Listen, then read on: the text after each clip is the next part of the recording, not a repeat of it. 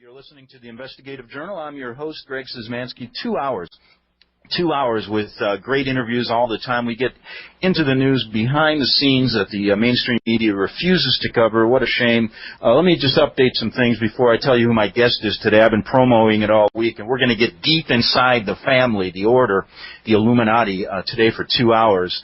And you got to stay with us from the beginning to the end of this interview. Okay, we're back. It's 8 minutes after the hour, and we're going to get deep inside the Illuminati, the family, the order. We have a guest that was involved with this group, born into it for over 30 years, and her name is Svali. Svali, are you with us? Yes, I am. Well, it's nice to have you here, and I know you don't give radio interviews, and I really want to thank you because I think it really does help the American people understand about this secret organization that you were born into. So I guess before we, I guess we can just start from the beginning and tell us, right from the beginning, you were born into this from wealthy parents, and tell us about your training in this group and when you were a young child and then up into your orientation at the Vatican. Go ahead. That's a pretty broad area, though, Greg. I mean, that could take hours, if you know what I mean. Yes, but if you could just outline it for us. Yeah. I mean, I was born in the group. I was born in Germany, came to the U.S. very young, and basically went through all the training that the group, all members of the group do undergo training to different degrees, depending on the role. By the time I was a teenager, I was a youth leader, and by the time I was 22, I became the youngest member of Leadership Council in San Diego County. And at that time, I was a head trainer. I was the sixth trainer. I eventually moved up to the second position. Mm-hmm. And when I was 12, I had mentioned with you the ceremony at the Vatican. That they really do make all leadership in the group undergo at some point. Now, basically when you were growing up, I remember you told me that you were instilled at a young age. You were born to a very wealthy, well-to-do family. You moved back to the States. You were told at a very young age you were special. You were chosen. Correct? Well, they tell everyone in the group that they're special and chosen. And, in fact, that's one of the things that made me very cynical when I was older is that, you will never meet a person who's an Illuminati who's not been told and programmed for years that they're special. They're the only one that can do things for, quote-unquote, family. But I was told, yes, I would do great things for family one day. And the reason why I guess I can filter some of this with an objective view is I know what my role in the group was, and it was over quite a significant number of other people. So I don't evaluate my role or specialness within the group, not so much by what I was told, but by what I did. So you reach the age of 12, and then you're told by your parents you're going to an induction ceremony in the Vatican. Can you tell us how that happened and what occurred at that ceremony when you went there? Okay. This isn't easy to talk about, as you know. When I was 12, I was flown over to Germany, and I was I'll call him the German father's house over there. And there was some preparation for a few days beforehand, and I was told that there would be a very important ceremony, and it was considered a sealing ceremony at that point. And basically, I was told a little bit about what I was expected to do during the ceremony. When we got there, we went to the Vatican. There's underneath the Vatican. There's a large room that I described to you when we talked before. It has 13 catacomb chambers leading into it and what they do is they, as you go down these steps into the room, you can see that it's almost circular, and so they're all around it, and they bring out the mummies from the catacombs, and they set them beside each one, and they say that the spirits of the fathers watching over the ceremony. And during the ceremony, there was a large table in the center of the room. It was on top of a huge golden pentagram, and they had a ceremony there. Okay, now how many other children were with you being inducted into the family or the order, as they call it? There were 2 other children. at that point. And there were several adults too. Okay. See, the church also brings in adults to swear their allegiance too. Just so you know, I was told, and I don't know if this is true, but if you want to rise to a certain position within the Catholic Church hierarchy, you do have to go through that ceremony as well. Okay, so you're down in this room with your parents weren't present. No. The German father and the French father were. Yeah. Okay, and at that point, tell our listeners what you witnessed. Well, there was a table. It looked like dark glass in the center of the room. I mean, it was made of stone, but it was very shiny and dark and black. And it may have been something like obsidian or onyx. I'm not sure. You know, I'd have to.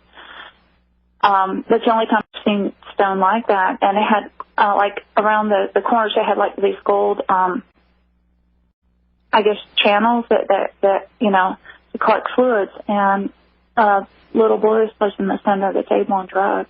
I think he was drugged because he was very quiet. He didn't move or say anything during the ceremony. This was a little 3 or 4 year old boy. Yes. Correct? Yeah. And then they continued to go ahead. They continued to do a child sacrifice. Yes, right in front of you. They did. Yes. Yeah, I told you about that before. Yeah. Now afterwards, quite what a unbelievable experience for a youth. I mean, for a 12-year-old. I mean, I just what went through your mind? I guess when that happened. I mean, I was terrified. I mean, I was absolutely horrified. I can't describe the terror you feel when you go through something like that. And do you remember the words they were saying as this was going on? The man was in scarlet. He was speaking in Latin. And basically he was saying, you know, please accept the sacrifice, you know, on this day. But then, you know, and then he said the sacrifice will seal the ceremony. And then he did it. Again, I was so terrified that have you ever been in a situation where your heart's racing, but you can't do anything, and so you're just kind of sitting there and you're kind of like fading in and out? That's kind of. I can remember as a youth being frightened, but I don't think I've ever no. All right. Well, gone through anything quite like what you have. Imagine your heart rate going up to about 220. You can't move, so you're kind of shaking, but trying like not to show it. Mm-hmm. And it, I mean, it was horrible. And I was keep thinking inside, I can't wait. Oh, I can't wait. I mean, you don't say this, but inside you're just kind of saying over and over, I can't wait till it's over. I can't wait till it's over.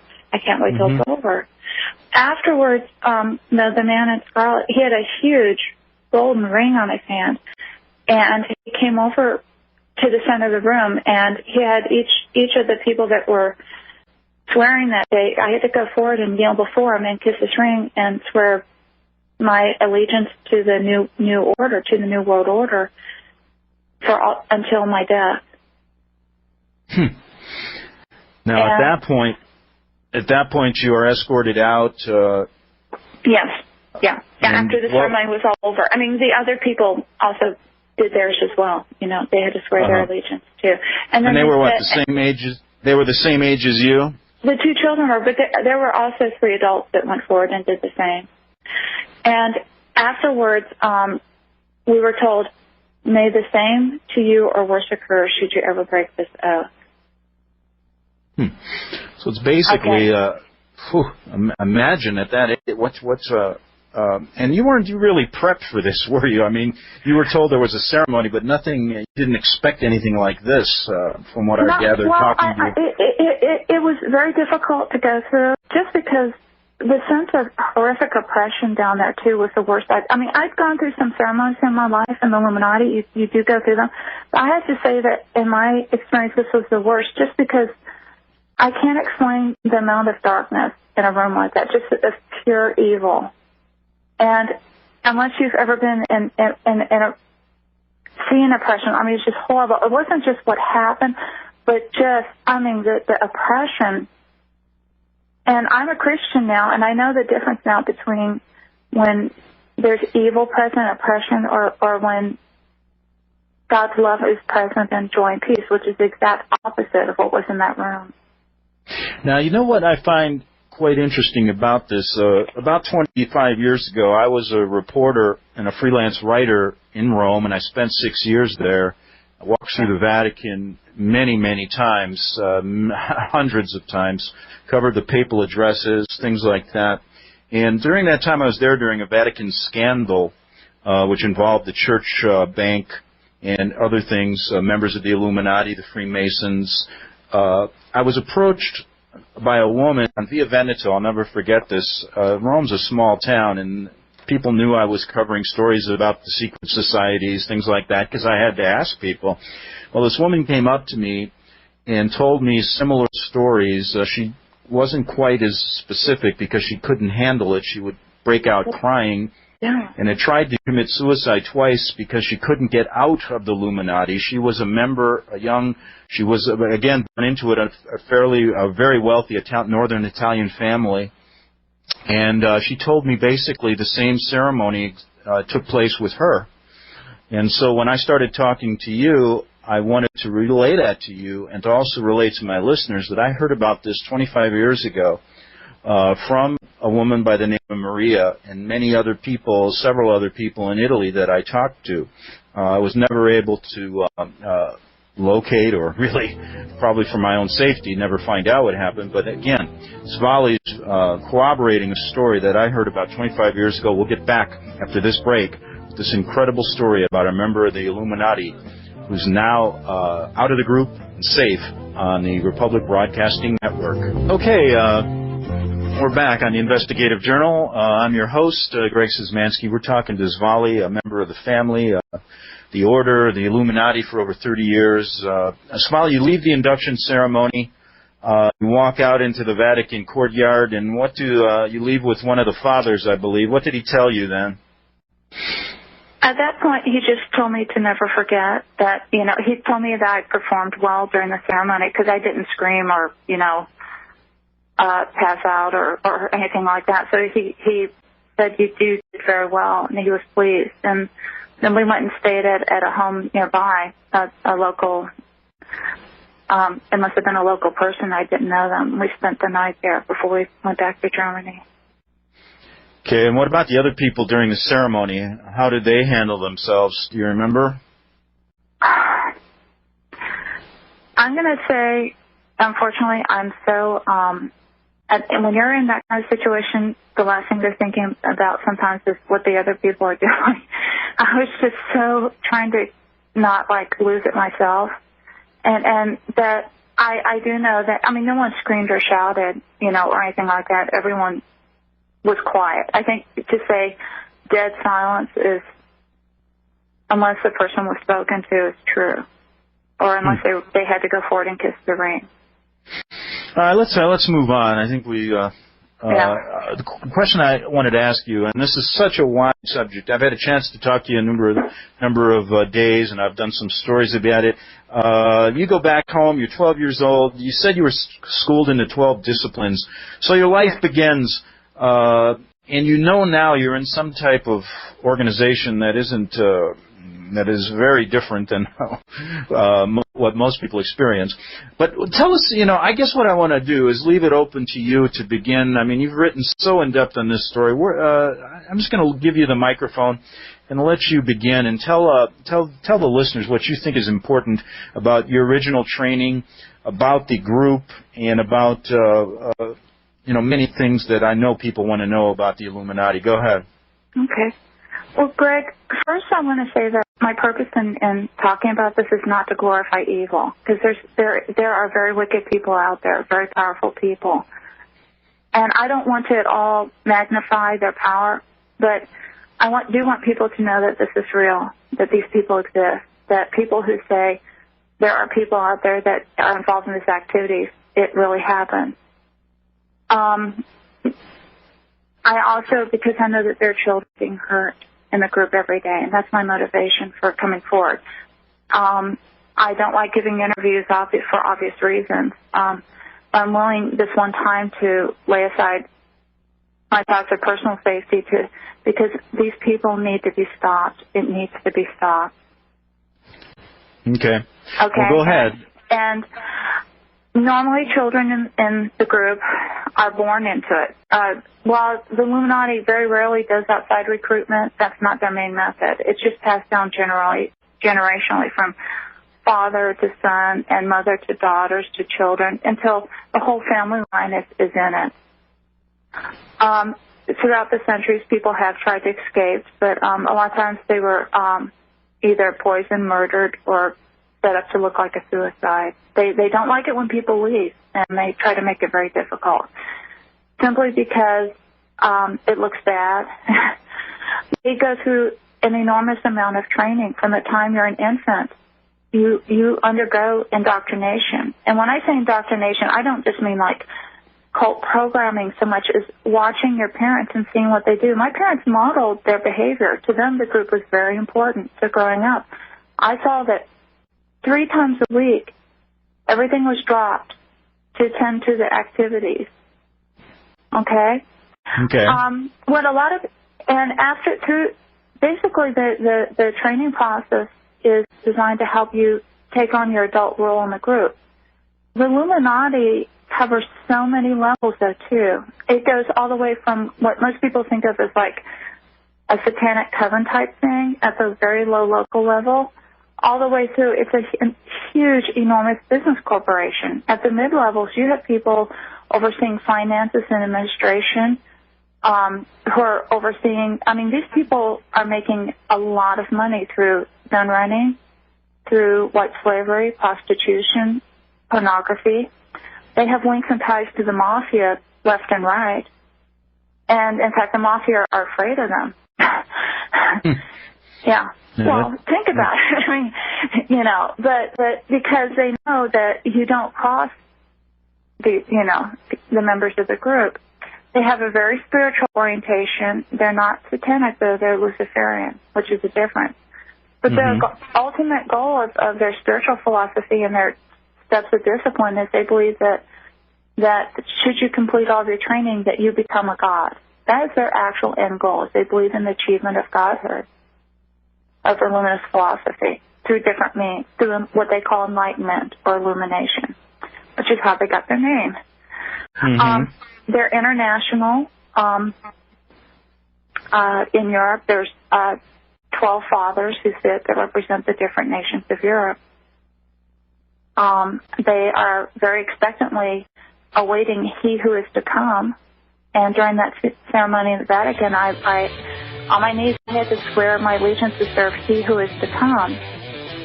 They believe. Svali, can you? I have to take a break. We'll continue with the massive organization. Your role as a mid-level person in the Illuminati on the Republic Broadcasting Network. Okay, we're back on the Investigative Journal, and I'm talking with Svali.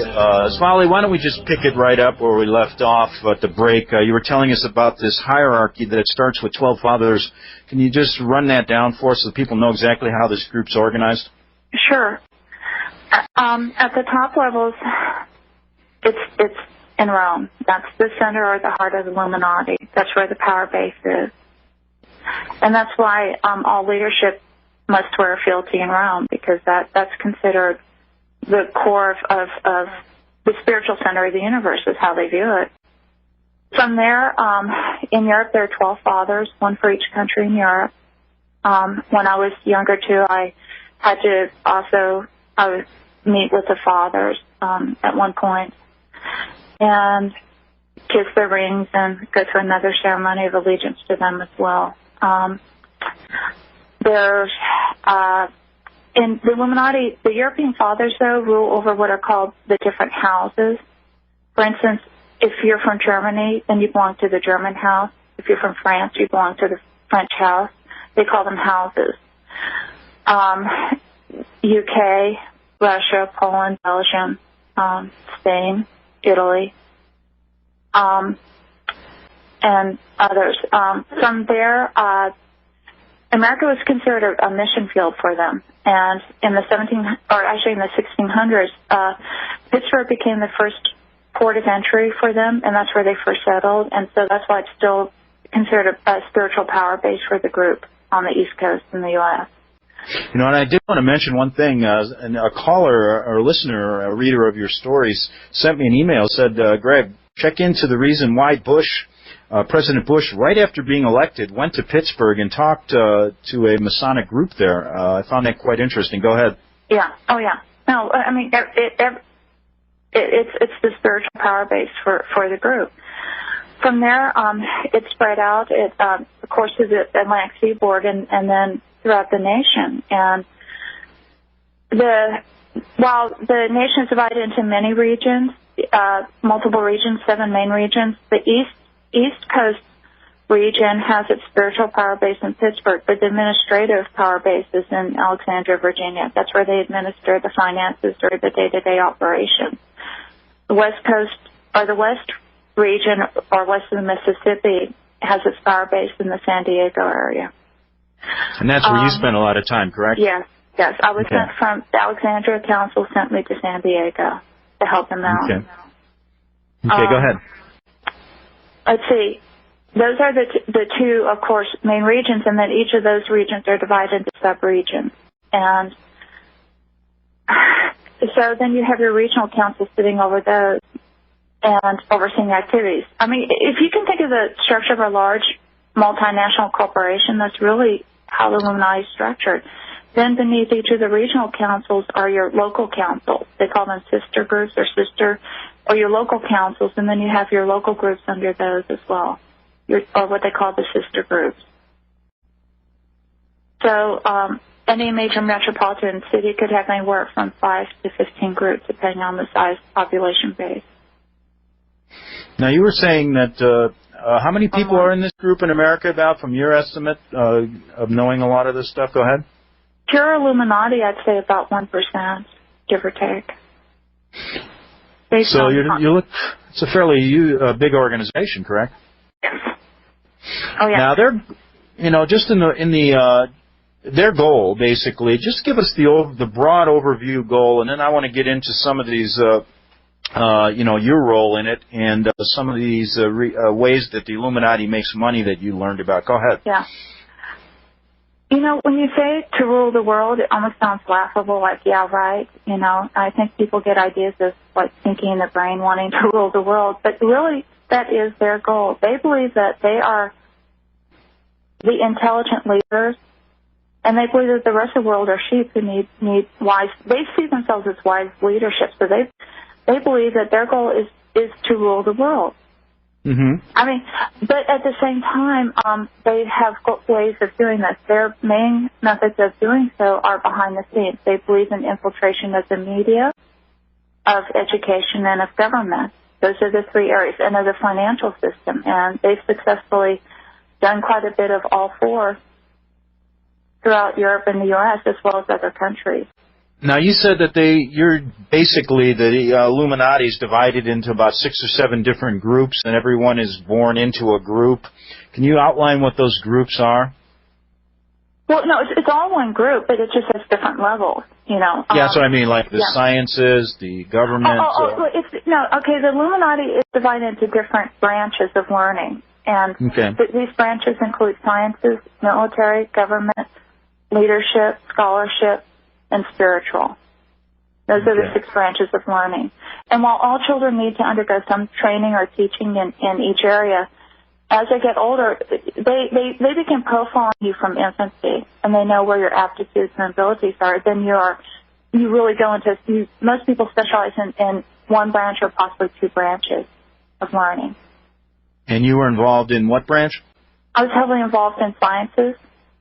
And also, to some degree, I did some spiritual as well, but mainly sciences.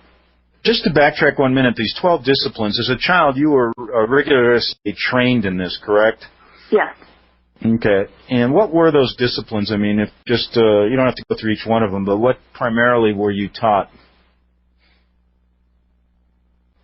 I think the best way would be to just give you an example of just one type of training that they do. Okay. When I was 2 years old, I was left in a room for probably a 24-hour period. When you're that age, it's hard to estimate, but it was a long time. I know that the sun did go around at least once. It wasn't just like a few hours. And at that age, when you're 2 and you're left completely alone without food and water, you're terrified. And at the end of the time, I was I was just dying of thirst. I remember I've never been so thirsty in my entire life. And my mother walked into the room, because a lot of times they have the children, or the parents train the children at these early ages. And there was a table in the middle of the room, and I'm sitting there, and she sits there, and she brings me this cold pitcher of water, and she starts pouring it. I said, Mama, I want a drink of water. And she slapped me out of the chair. And I remember crying, and I'm like, and as I'm crying, and she's drinking the water in front of me, and she leaves. She takes a pitcher of water, and a couple of hours later, she came back in and did the same thing. I said, Mama, I want water. And she slapped me, across the room. And after this had happened about 3 times, luckily I was bright enough that by the 3rd time she came in, I remember crying silently. I just looked at her. I didn't ask. And after she got up and left with the pitcher, then a man came into the room. He said, you did very well that time. And then he gave me a drink of water. And I've always, that was part of the learning not to want stage. And looking back on it, I realize now as an adult that the purpose of that training was to teach me not to recognize my own physiological needs and respond to them, but to look to outside people to tell me what I wanted or needed. Now, you basically, you told me that you led kind of a dual life in the Illuminati. That's basically how they function. They have a day job, and then at nighttime you're quite busy sometimes with the cult's activities, correct? Yes. Okay. What I wanted to get into, if you were talking about these groups. I remember I mentioned to you, you said you had meetings 3 times a week, and I said, well, what about if I wanted to go and visit? Maybe do a story about them. What would happen, or would I be able to find one of these meetings that were going on where in your area of Escondido? Well, no, because of the security measures. And you really don't want to show up unannounced at a meeting if you could get through their security, because chances are you would never make it out alive.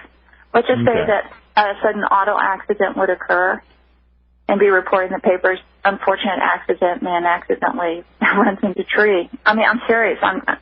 But the security that they have during group meetings is so intense that it would be very difficult. They have security at the 1 mile perimeter, the 3 mile perimeter, and the 5 mile perimeter. They have 3 people assigned. Usually one's up in a tree where you can't see him at the 5 mile perimeter, and then you have one person who's standing, who looks like a security guard for this state, because these are often large, wealthy states, which is appropriate, and he's dressed in the uniform.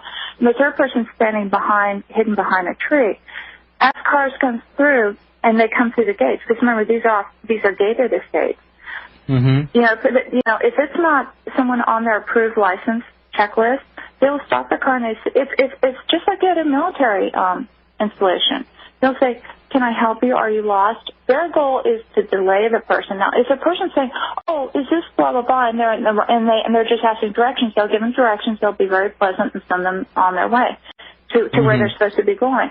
But if they are acting as if they want to go further into the state, and this is not an okay person, then the person, they will say, all right, well, let's either say he's not expecting you. That's a code word. That tells a person either up in the tree, hidden, or else hidden further back. They radio ahead and they say, unexpected visitor. At that point, everyone has been trained to pick up and leave immediately within 5 minutes. No traces of the activity. So this is some of the methods they go through so you don't get caught. I know that you wrote an article about why the occult doesn't get caught, and that's pretty specific. You have so much stuff here, and we can't get into it all in 2 hours, so please pick and choose what you think is most important. But I found that to be interesting, why the occult doesn't get caught. Is there anything in just a brief time you could explain to us that? Well, their security, their money, their influence. Some of these people even own newspapers. Imagine trying to get a article published, disclosing. There's a lot of reasons why they don't get caught, because that's the first thing people ask. But then my next question is, how many child pornographers are out there that the police have been chasing for years and have never found or caught? Correct. And they're not even members of a secret organization. They're just trying to hide, So when now you think okay. Yeah. You are a mid-level person in this organization, a head trainer. We're going to get into those specifics in the next hour. But, what did you learn about the infiltration of this group into all of our different areas of government, media? They're basically at the high levels of most of our financial institutions also, correct? Yeah. And that is a great way to pursue their goal. And I guess I got to ask you this: how come things are moving a little bit faster in America now? I remember back in the '80s when I was confronted with this. When I came back home, I didn't really see this kind of New World Order movement, all this different symbolism that you see now. What is going on, just for our listeners, right now? Why are things stepped up since 9/11? I believe it's because they can see the fulfillment of their goal of. I'm going to sound very cynical now, and please forgive me for this, but see, their goal is to rule the world, and personally, I believe that they do. It's just not open yet. Mm-hmm. And they see now preparing people for when they disclose it themselves openly. Does that mean that they can't be stopped? I believe they could. I believe they'd take a miracle because of the amount of infiltration I've seen at all levels of society and the world. These people and women have a lot of money. They have a lot of influence. And your average person has no idea of how much that is going on behind the scenes that no one understands. But with that said, so basically, I think that they're already there. They just aren't open. These people just don't know what they're doing. If they did, I think the average person would be horrified to know how much is going on behind the scenes that people really don't know. Yeah, and the point of this interview, I had two goals in this interview. But I don't want to sound despairing because I'm also a strong Christian. I have faith in God, and I believe that through prayer and through people knowing that, I would like them to be stopped.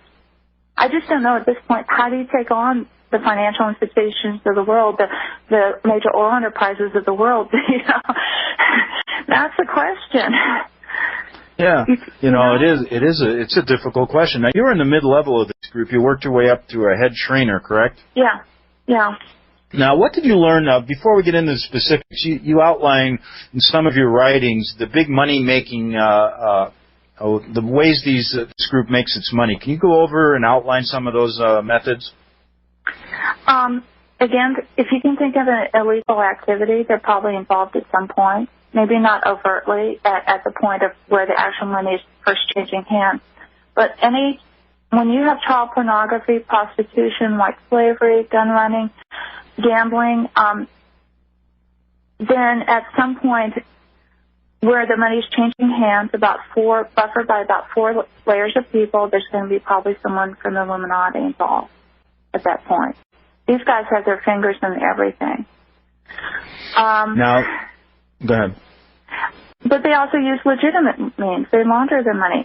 When you have a lot of money, you have to do something with it. And so what these men don't come in and say, "Hi, I'm a member of the Illuminati, and I want to run your bank." But what they'll do is they'll quietly come in and become a quiet investor, start buying up shares, and over a period of maybe almost a lifetime, they will get a controlling interest in the bank, or else become a very, and maybe in their son's lifetime, because that's the other thing about the Illuminati. The Illuminati do not see it as it must happen now in my lifetime. These people have goals that last for a century or 2 centuries. They're very, very patient. And that's why the specific training of the children is so important, correct? Yes. It's to teach you patience. Everyone knows growing up in the group, they know that we may not see the coming order disclosed or open or revealed in our lifetime, but our children or our grandchildren may. So they will spend their entire life trying to bring about the goals of the organization. Incredible. So now you're in the mid-level, and I can see now where they use this programming techniques, the different mind control techniques. Yeah. We got a minute before the break. Just kind of what our interest about how what your specific role was. Well, they did a lot of what you might call human experimentation, and they had a lot of research protocols going on. So one thing I did was to supervise the research going on. I I was teaching the younger trainers and head trainers how to do things more efficiently, how to do their job well, but also reviewing their research reports for errors or problems. Eventually, I became kind of a consultant. If a problem occurred, or if they didn't know how to install something, or if they needed assistance, I would help them with problem solving as well. Okay, Svali, I'm going to have to take a break. We'll be back in 3 minutes. We'll continue on the Republic Broadcasting Network. Okay, we're back on the Investigative Journal. I got a short 4-minute segment here, then we'll take a break and come back with Svali for a whole another hour. We're talking about some of the jobs in the Illuminati, the practical daily jobs that these members of this group who are infiltrated in America heavily take what they do. Now, one thing I find interesting, Svali, is, in the media, I'm not going to name names or anything else. I don't have any specific information, but I find it interesting doing some background checks, and a lot of the top media people in our country, they all come from these very wealthy families. And, that's not the typical MO for a journalist. A journalist is somebody, grows up on the street, wants to talk to people. I mean, I can think of Jimmy Breslin, guys who never went to college, didn't know how to type, and just got in there and took their tie off and started writing stories. But, as you look at the media now, these are all these silver spoon kids growing up with silver spoons. I find that quite interesting. How deeply infiltrated, from your knowledge, are they in our media? Wow. I do know fairly deeply. I remember that when I was in San Diego on Leadership Council during meetings, they would laugh about how people had no idea of how much they were being influenced and didn't even know it. They found that kind of amusing, which is, that's the mindset of people in the group. They're like, the sheep has no idea that they're being led by the moon. And They find it amusing because they show it as evidence of this. I'm sorry, I'm just describing what they say. I don't agree with it now, but they saw it as evidence of the stupidity of the average person, that they have no idea. I'm not saying that every news story or every newscast story is a member of the group, by no means. But they specifically do teach and train and educate children that show an aptitude for the media, because they want that. And if a person has a bright, charismatic personality and presents well, then that's just that child will go into that if they have the verbal communication and other skills required. Correct, and that could explain why a lot of our stories really never get covered outside of the influence they have financially and the ownership of the media. Absolutely not by coincidence. What's that? Not at all a coincidence. Yeah, so that's a good idea why, folks, you're not getting the news from those outlets. We have not only in our government, it explains, a lot of things. Why? Look at the war in Iraq. Look at the evidence there that shows that it was wrong. Look at what they're doing in Iran right now. It's incredible. All this stuff. It's pretty obvious, people. There's something behind it.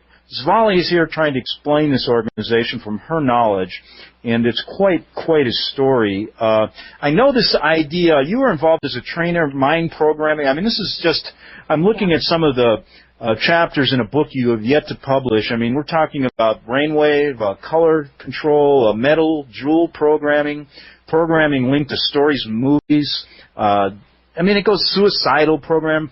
In just a minute here before our break, can you kind of break down what you learned about the importance? We got to take a break, Svali. Sorry.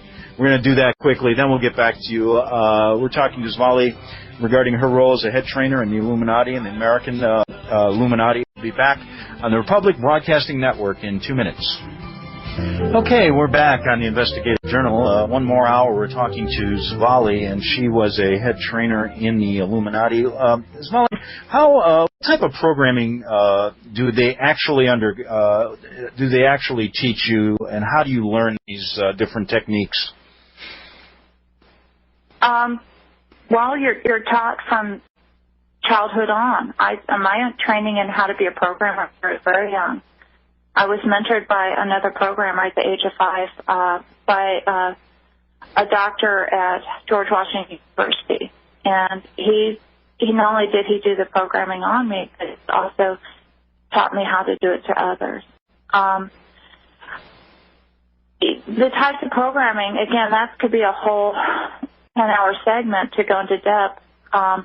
Just briefly, from the time a child's an infant, all through their life, basically, they're tested, they're profiled. The trainers can create a psychological profile, and then they update it frequently. And basically, they're trying to install in the child the ability to obey, loyalty to the group, and the ability to do their job within the group. Now, those jobs vary in complexity. I mean, you may have, on one side, a child trained to be a prostitute. On the other end, you may have a child trained to become a governmental figure, which is a lot more complex programming. But as long as the loyalty to the group is instilled first, and that's the first and foremost programming always installed, then no matter what their eventual role is, they will remain loyal, and that becomes their first loyalty. Whatever nation, whatever their public role in life is, their first and foremost loyalty will be to the group and to serve its goals. Whether they know, a lot of times the goal there too is to be able to help the child create that complete division between their day role and their night role. So a pleasant, charming, wonderful, kind person in the daytime could be an absolutely cold, ruthless person at night or during the day. You know, it's also during the day they do it. You may have a housewife with children who goes out and completes a courier job for the group, and no one would ever suspect her. This frumpy-looking little housewife with a baby in a car seat is actually carrying some valuable documents. Or, again, I mean, the first and foremost, though, is they want to instill loyalty, and they want to discourage people from questioning orders. They really don't want you questioning that, and they want you to obey their directives. And should people show signs of not doing that, then they go in for tips. Actually, people are being programmed all through their life. We used to call them tune-ups, you know, and it's a lifelong process for members of the group. So, you know, we have a minute here before our break, and then we'll get back and get in depth in some of these areas. But what went wrong with you? I mean, the dropout rate probably is very low, considering the number of, considering the training. But what went wrong with you? They somehow missed something. When I was very young, I absolutely believed in the goals of it. You never saw a more loyal group member. I thought that they were saving the world. I thought that they were doing a wonderful thing. But the older I got, I started to see the methods that were being used were so wrong, and that the end did not justify the means. I became increasingly cynical, partly because I saw what I was doing to people. I was lying to them. I was manipulating them. I was telling them things that weren't true. And I remember questioning this, thinking, I was told lies as a child too then. I was manipulated. And finally, you know, things like that, you start to question as an adult the things you believe. All right, we're gonna take a break, Svali. We'll be back in 3 minutes on the Republic Broadcasting Network. Okay, we're back on the Investigative Journal. Svali, I wanted to ask you a question before we get into how you finally left the group and what happened to you afterwards, your life now. Tell us, you wrote an article, it was kind of interesting, A Day in the Life of a Trainer for the Illuminati. Tell us kind of what you went through in a normal day in your role at the Illuminati. Go ahead. Okay. Basically, I would get up. At the time that I described in that article, I was teaching at a Christian school. And so I would get up. I would get my 2 children. I dressed, ready for school. Look just like a normal mom, you know, go through the day, come home. You know, we'd have little friends over and play and stuff like that. And then, you know, have dinner. You know, I was a good mom. I was your average American housewife. I mean, on the surface. Okay. But underneath the surface, then my husband and I would remind each other on nights when there was a meeting. And then what we would do is when we go to sleep, I had programming in place that would allow me to wake up within 10 minutes of a specified time. So if I knew there was a meeting that night, I would wake up 10 minutes before it was time to, you know, get ready and go. A lot of times we would even go to bed with our clothes on, and I never thought that was abnormal, you know? Mm-hmm. I thought everyone went to bed with their clothes on. Didn't even question it, you know, on nights when we had meetings. I thought, oh, it's warmer. Okay. And then we get up and go and drive to the meeting, and I was also very involved in military in San Diego. In fact, the group has a lot of military orientation, and so a lot of times I would take the kids to their area. There's an area where the kids would go and change. They had a room, and we would have, like, baskets of clothes, and we'd change our clothing. You'd take out your clothing, you know, it had your name on it, and put on your uniform or whatever you wore that night. And the kids would wear these little miniature military uniforms. And then they would go out and do their training exercises. They were learning how to march, how to shoot. All kids in Illuminati know, at least in that area, know how to, like, take apart a gun, put it together, and shoot with deadly accuracy by the age of 8 years old. Martial arts, there's a lot of martial arts training. Sometimes I helped supervise that, or fill in if a military trainer was, because, you know, you had to know how to do it. Everyone had to be, there's a lot of cross training. But most of the time I supervised the training. I would be working on implementing programming or what we call tuning up, you know, reinforcing previously installed programming in adults. At that point, I was normally supervising the younger trainers. They would be doing it, and I would be there watching and making sure they did it correctly. Or else I would be also evaluating, like, whether sometimes every once in a while we'd be working on something that was somewhat experimental, and then I would be taking a more active role, assessing the person's responses to the new protocol, recording it, and if there was any difference between established parameters for that protocol or expected responses, you know, I'd be flagging that. Give me an example of someone that you were working on. How would they be introduced? What would be the reason? Are they in the military? How does someone get sent to you? No, these were all members of the group. Oh, okay. In fact, I can tell you that in San Diego, 20% of the active members of the group were active military. Okay, and think military intelligence, think high-ranking officials, colonels, commanders. My ex-husband was a lieutenant commander in the Navy, getting ready to become a commander, okay? All right. These are not stupid people. So you're basically involved in working on the programming of the members involved, too? Yes. Oh, yeah. Okay. No. We didn't program people that weren't members of the group. You cannot install significantly traumatic mind control programming in a person who is not a member of the group. Now, there are certain, now what you can do is what we call passive programming, which is basically through media means. You know, you can set, if someone's watching a television program, they go immediately into alpha state.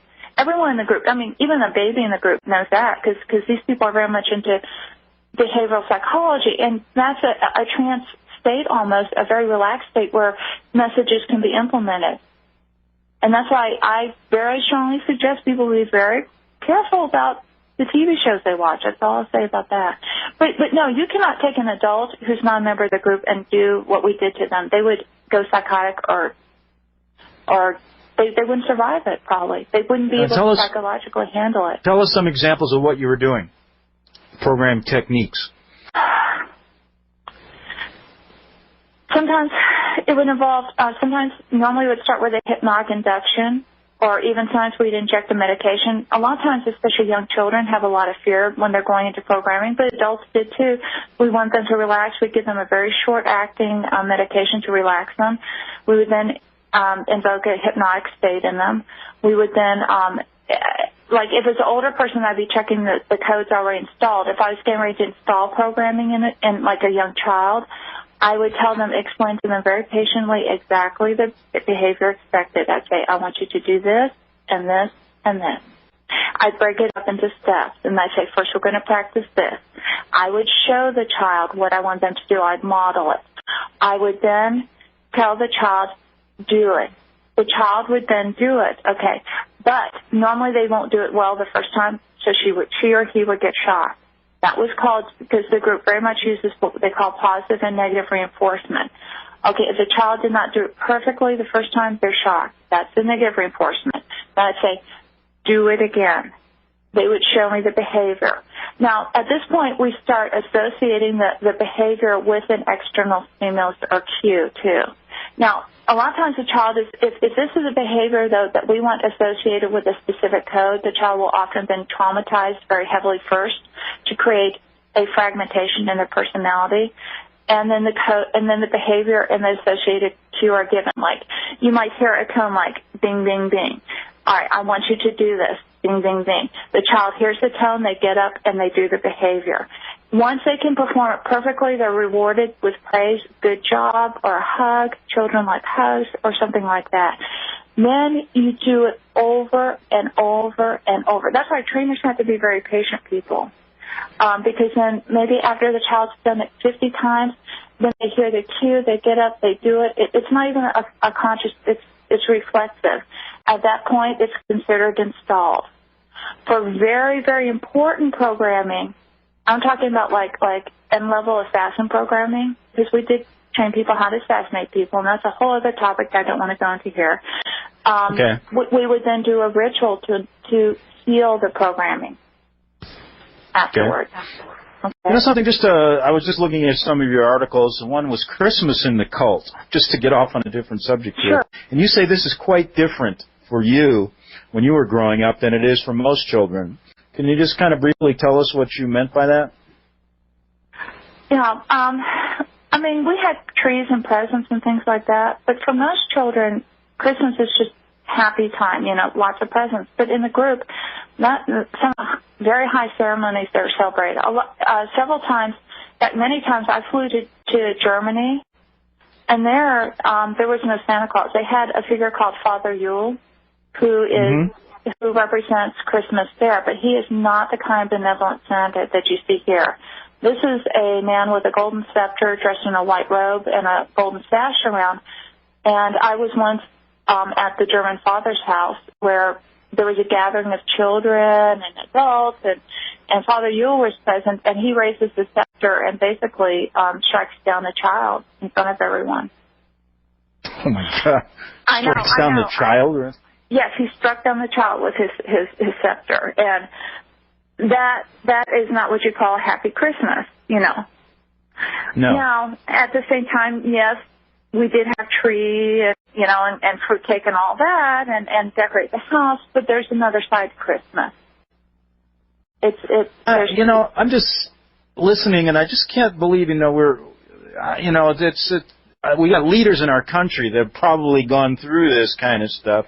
I mean, it's just incredible, this group. I mean, I know they've been around for a long, long time, thousands of years, and came here. George Washington was a 33rd degree Mason, and we go on.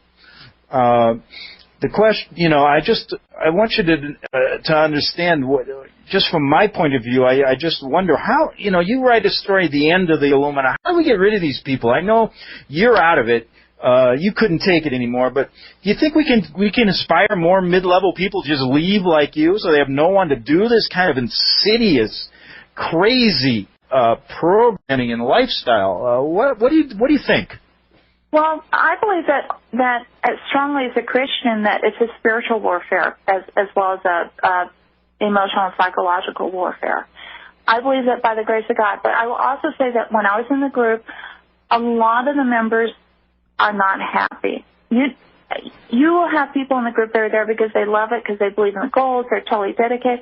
But to be honest, I also knew as many people who would have left in a minute if they thought that they could get out and make it. About your husband, just to break in and then go back to that, do they marry you to somebody in the group, or is that forced on you? No, in the group, marriages are always arranged, in my experience. In my 38 years in the group, I never knew of a couple in the Illuminati that did not have an arranged marriage. Let me just mention a couple that I suspect. Clinton and Bill and Hillary. Oh, well, yeah. Yes, definite. Yes, and Bill. Go ahead. Yeah. And a lot of times these marriages are arranged for compatibility, but also for bloodlines, to bring the right bloodlines together. Okay, good. We're going to be back in 3 minutes. I want to continue this, and then we're going to get into Svali's life after the Illuminati on the Republic Broadcasting Network. Okay, we're back on the Investigative Journal. I'm your host, Greg Szymanski, and let me tell you, as an interviewer, someone who has researched the Illuminati for a long time. It started way back when I was a young reporter in Rome.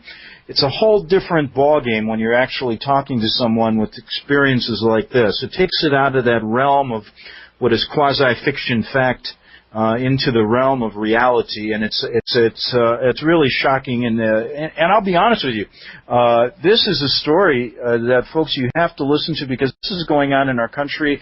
All the things you're seeing regarding our rights being taken away, the police state, the war in Iraq, 9/11, all these things have to do with this powerful group. And Svali, we're talking about mid-level people, then we're going to talk about some of the lower-level people. I'm interested who they are. But I imagine a lot of these, you said they weren't happy, but a lot of them probably stay because it's it's a very lucrative way to live. I imagine you're from wealthy families. Oh, yeah. In fact, and that's the main thing that's one of the factors that keeps people in. The reason more people don't leave is because leaving means giving up your husband, your children, your entire family on both sides, your money, and basically for a lot of people leaving the group, it means giving up everything and starting out penniless and alone. And not only that, but then you're combating internal programming to recontact, to go back, to be loyal, to be a good member. Mm-hmm. And I've known many people have tried to leave and went back because they just couldn't take it. Do you want to take a phone call right now to break it up? Sure. Okay, Marilyn in California. You're on the Investigative Journal, Marilyn. Yes, I've been just sort of caught part of this. I lost part of it. I'm listening on the Internet, but I didn't quite catch how did this woman become involved in this Illuminati training? Go ahead. Can you explain that, Svali? Yeah, I was taught it from early childhood. I was mentored into it. Trainers in the group are mentored. You work with older adults, and they show you, and you are given increasing responsibility until by the time you're in your teens, you are basically doing adult training responsibilities. You've been taught for years. Parents put you in it, or? Yes, they were members. Oh, I see. So it comes down through one parent to another. Or from both. Are they private schools? Do what? Are these private schools? Well, when my children were schooled at private Christian schools, they were all Illuminati. Oh, you're saying that the Christian schools are Illuminati? Some of them are. Not all, but some. No, the ones that my children were in were specifically. But no, there's a lot of good Christian schools that have nothing to do with the group, but some can be. Now, I went to a public school, but what's interesting is out of 3 public schools I went to as a young child, 2 have burned down. So there's no access to any school records. I'll be darned. Marilyn, just to get you up to speed, you're born into this, then you're trained as a young child. You go through an induction ceremony in the Vatican, and this is going on with 1 to 2% of our population, according to Svali. Very serious in all levels, government and everything else. Go ahead, Marilyn. You have another question? Yeah, when you say the Vatican, now that is not a Christian religion. Okay, so I mean, I'm a Christian. But we do not look at Catholics as a Christian religion. We look at them as the precursor of the New World religion. So well, if I may just break in, I grew up a Catholic. I don't get involved in the splicing of the religions. I'm basically stating that when I started researching the Illuminati as a reporter in Rome, and I realized there was a bad portion of the church, I looked at it. I had to deal with the evil and the good. And so that's the way I reconciled it, the evil within the Catholic Church at the high level of the Vatican, which seeps down into many, many areas. Go ahead. Okay, well, I won't argue that point. I don't agree with it, but it sounds like you have become possibly born again to get out of this. Could I be correct in that? Yes, Marilyn, very much. Now, first, I do want to say I am not slamming the Catholic Church or the average Catholic. I have many good friends that are Catholics, that are strong Christians. I became a Christian, and that's the only way I could get out. But just so you know, too, a lot of card-carrying Illuminists, well, we don't really carry cards, but I'm using that term. Yes. Are members of the Baptist Church, are members of Pentecostal churches. In fact, I was on the worship team for a Wesleyan church in San Diego in my day life. Okay. Okay. I'm just very, very confused. I mean, I think this is interesting, and as far, many people say that the Catholic Church will be the forerunner of the new world religion. There's some very good books out. In fact, I think you may have interviewed one of these men, the Grand Plan designed by John Daniel. Uh-huh. Do you remember that? Sure. Yeah. But go ahead. The average Catholic has no idea of what's going on in the Vatican. Yeah. I think that's interesting that the average Catholic would not go what's going on. That's just my take on it. Well, I'll tell you something. As an average Catholic going to Rome, my first time in 1980, I didn't know what was going on, and I grew up as a Catholic, went to Notre Dame High School. It was quite a learning experience for me. Why do Catholics, when they find out how evil the church is, stay in it? I mean, do they really... Why would they want to stay in it? That's what bothers me. I know some good people that are like that, and I don't get it. Well, the only answer, I don't know. I mean, there are many Catholics that aren't actively practicing. Yeah. Thank you. But anyway, we'll leave that for another time. Thanks a lot, Marilyn. We'll be back on the Investigative Journal in 3 minutes with Svali. Okay, they're not going to get me, that's for sure. My house is anti-illuminated. It's not going to happen, folks. And, just to end that, Svali, before I get back to you, just to end that conversation we had with Marilyn about Catholicism, I look back and I really thank my dad. And I do it in kind of a way, I'm just thinking about it now. I didn't know what the church was about, but, something strange did happen when I was young. My mom died, and I was 10 years old. My brother was 6 months old at the time. She died of leukemia. It was a very, very tragic affair. It left my dad and me and my brother alone. And I remember my dad literally took a priest, a head Monsignor in our parish, and it was, I won't even tell you where, St. John Brebeuf, right outside of Chicago. And this man came into our house, I'll never forget it, and said that he was going to put me and my little brother in an orphanage. And my dad literally picked him up and threw him out the door, literally. And from that point on, my dad never went back to church again. My brother never went to a Catholic school. I, of course, asked if I could finish only because I had friends there. But, who knows what would have happened, looking back on what's the craziness that goes on in the church. But anyways, while you were talking about, something, these people that do not want to get out because of the financial ties. But let's go back when you were in the Illuminati, and how did this happen? How did you finally leave? And tell us this whole story about you leaving the Illuminati. We haven't touched on that yet. Sure.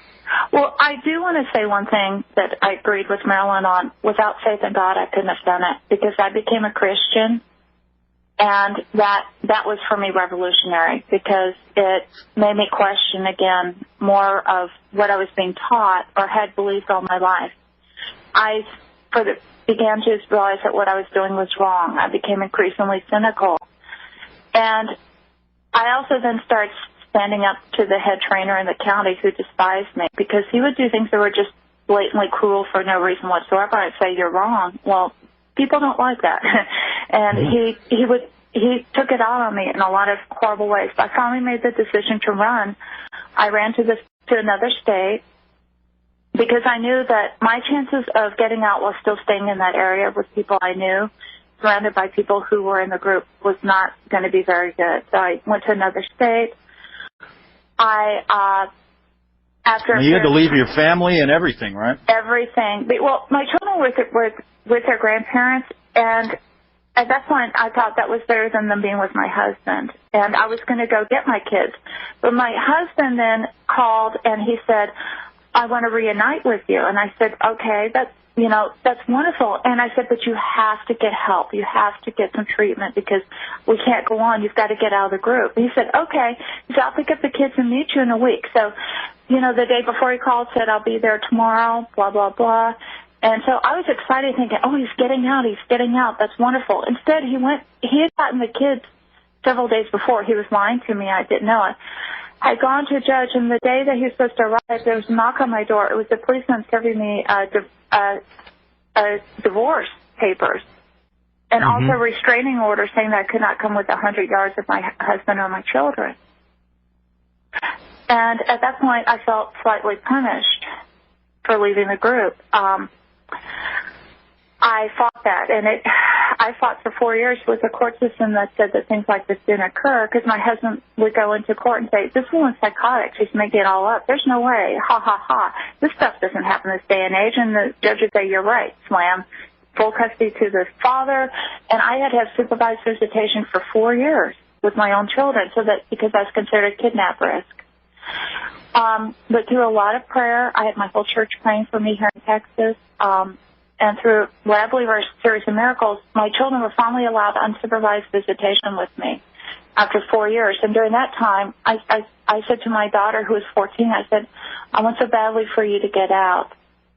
And she looks at me and she starts going, oh, you shouldn't have said that, Mom. You shouldn't have said that, Mom. She just freaked out. She just totally lost it. And I realized it was her programming cycling, because she was just terrified.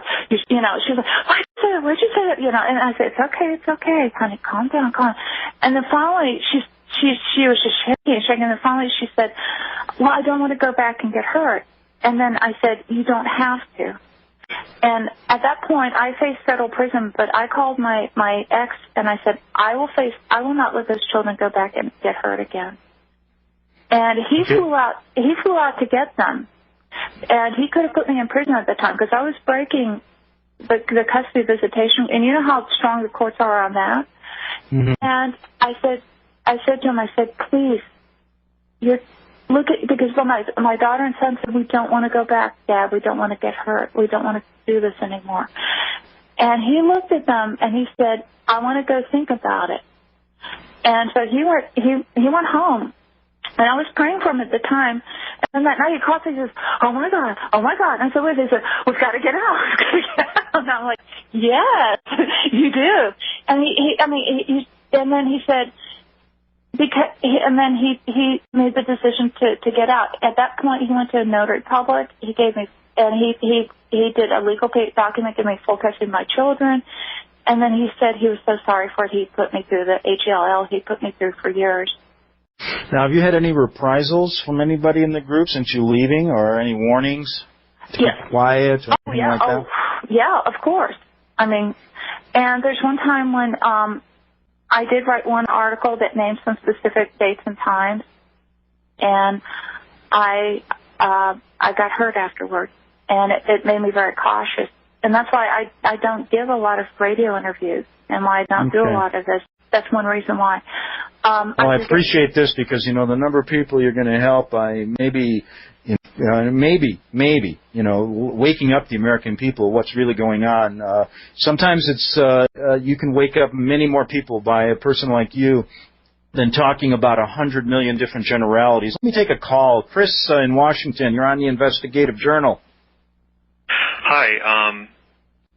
Svali, I just want to say how much I appreciate your bravery in presenting this information in the way that you are. I've read your website recently.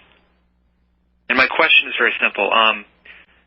Based on the information that you're presenting, I'm wondering what timeline the organization of the larger family that you're describing has for implementing the New World Order. Okay. I was told it would occur during my generation.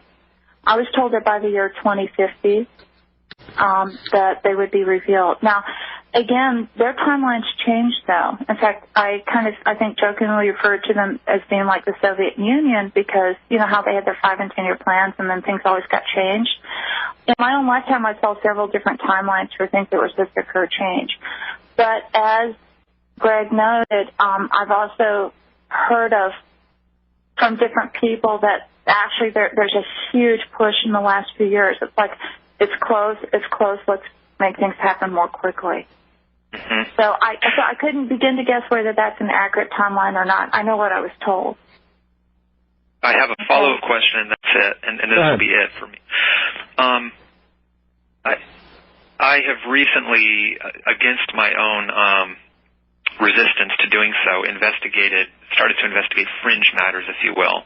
Among them, the upcoming date on the Mayan calendar of 2012. And as I've done this research, I've allowed myself just to be open to this information without believing anything I'm reading.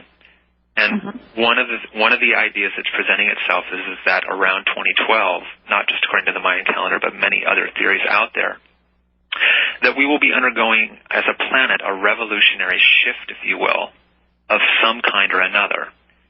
And I'm wondering in the back of my mind if there might be any kind of race against the clock on that scale, if you will, especially if we're talking about a potential spiritual warfare, using your words in play here.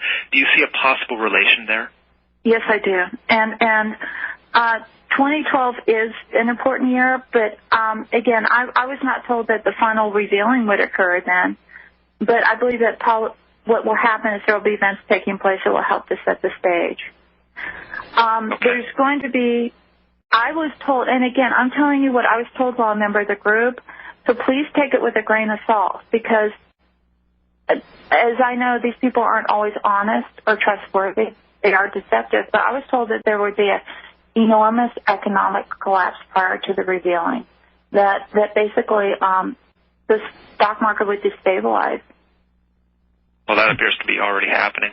Yeah, and well, and it's. I was told it would make the Great Depression look like Sunday school, and at that time, it's going to be. They're going to really be manipulating finances to bring about chaos, confusion, warfare, and then.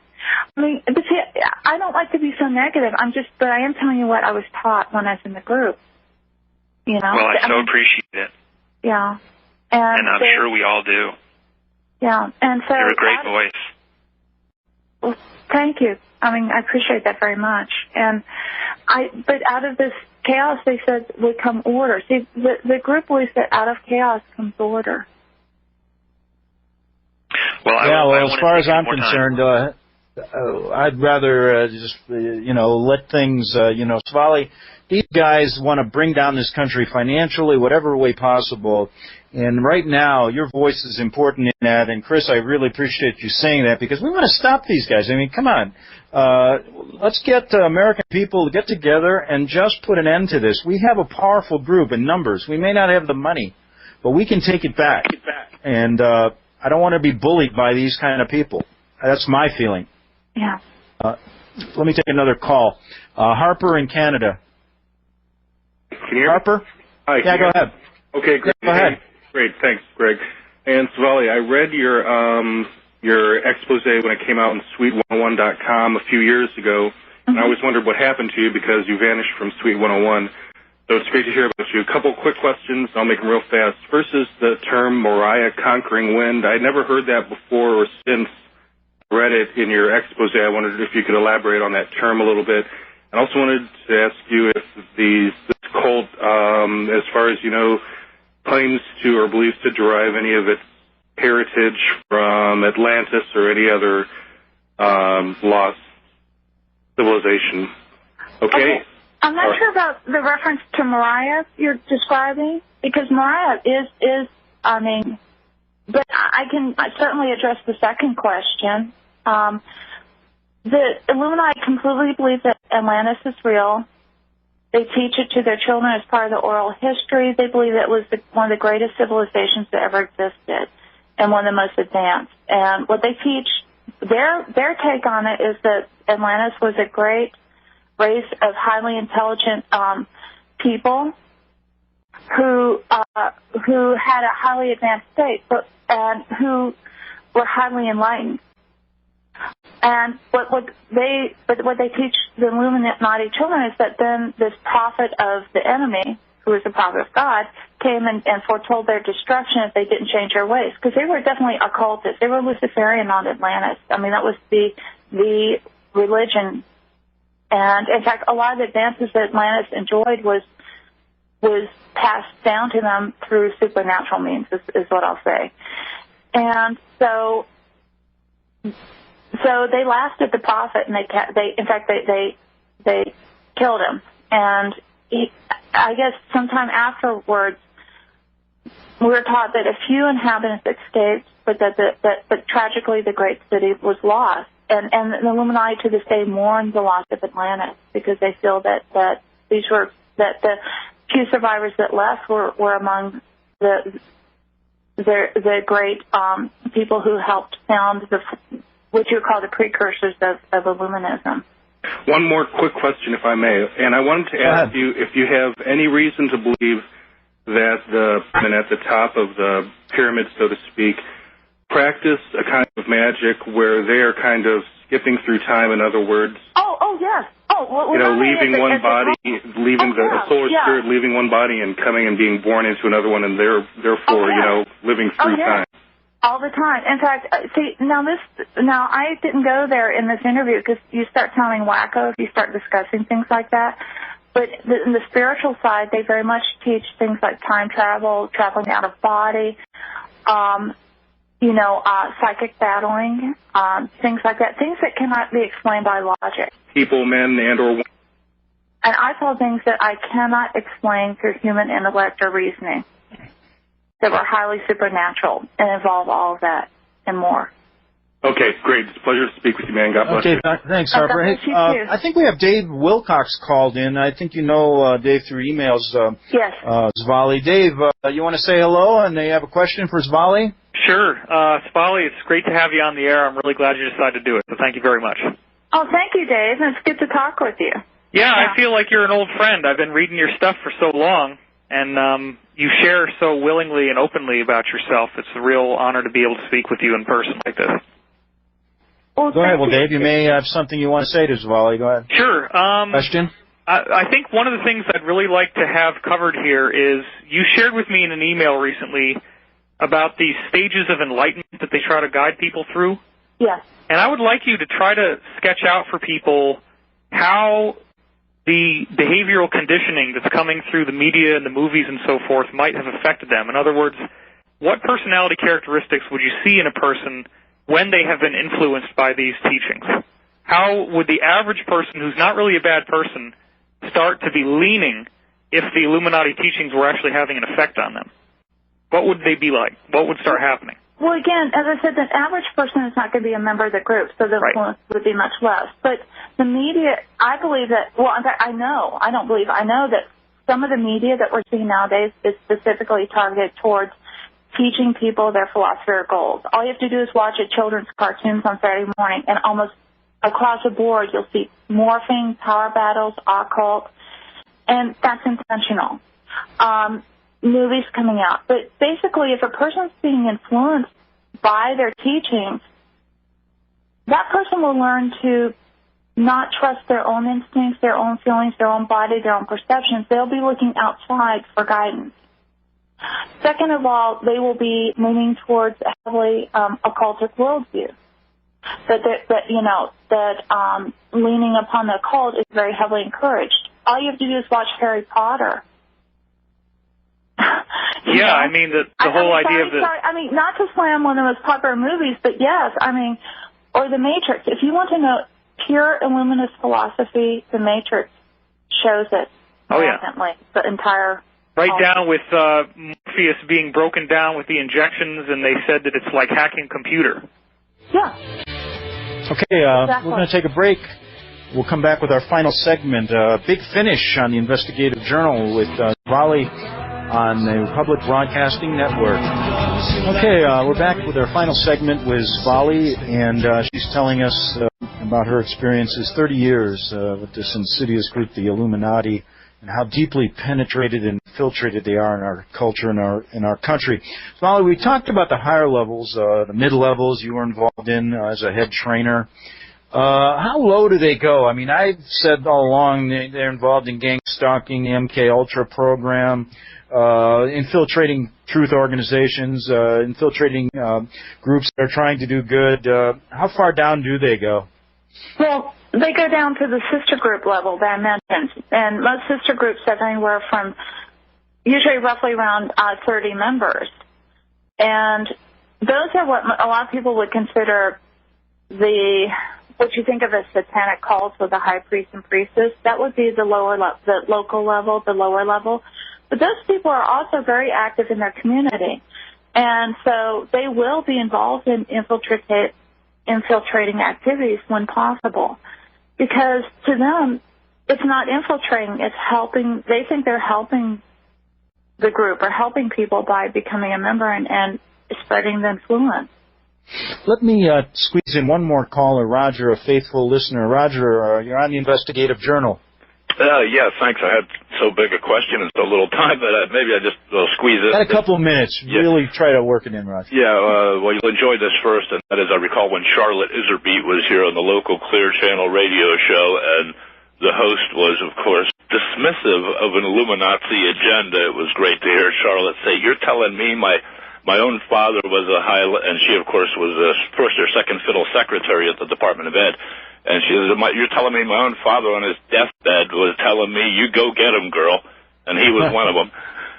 And so that was great. Anyway, my question was towards the philosophical-religious motivators, if you will, which you've been dwelling on. And I've been trying to form it up into a more cohesive integrated. Try to make it quick. We're running out of time. Go ahead. Yeah, to expose the ethos of the, it's like the neocons serve as the pseudo-intellectual rationale for the Illuminati agenda, and I don't presume that it turns on such fine distinctions so much as it is a bare-knuckled lust for power.